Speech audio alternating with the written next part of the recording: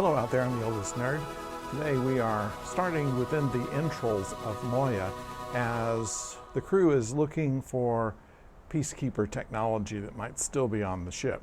They're concerned that it would be a way that Krace could track them more easily, and because of the fact that he's been so successful at coming close to them before, that this might be a good time to do it. Dargo finds himself down in one of the caverns and sees a piece of peacekeeper technology, asks Pilot what to do about it, and the communications are not working properly. So he goes ahead and just pushes a button on it, and it blows him out of an airlock. And 30 minutes later, Erin and her marauder go and rescue him.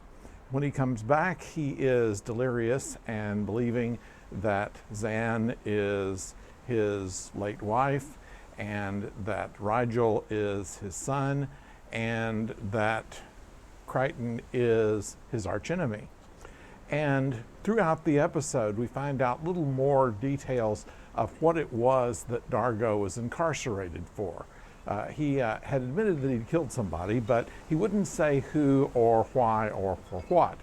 And we get to know about that during this episode, and that's mostly what this episode is about. It's what we can find out about Dargo while they're trying to clear his mind so he can remember what happened to him, where he was exactly when he was thrown off the ship, and what kind of peacekeeper technology that there was there that's caused some problems with Moya along the way. Pilot has gone unconscious. The life support systems are down to almost nothing. They're just breathing stale air at this point. And also there is a danger that they may lose control of the ship altogether. Now, it is understood by Erin and others that there's no way to communicate with Moya except through Pilot, and with Pilot disabled, that's just not possible. Also, the DRDs start turning on Crichton and firing at them, first glue to stick them to the floor, and later things that are more lethal. Thankfully they miss. Good script armor there.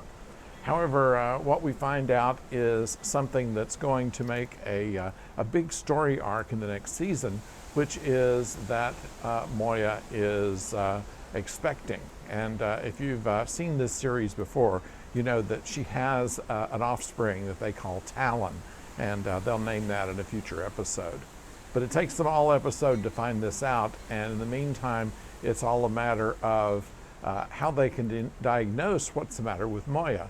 If she has a virus and the breakdown of it looks all too orderly to be a virus, it looks more biomechanical rather than just biological.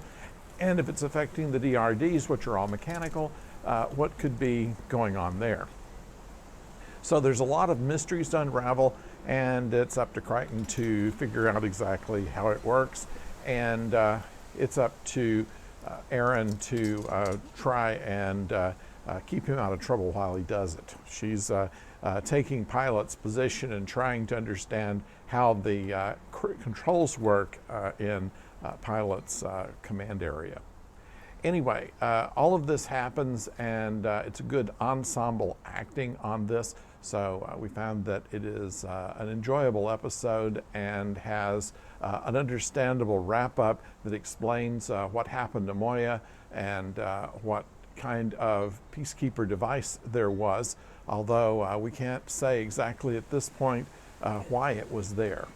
So this is where we find ourselves in this first season episode.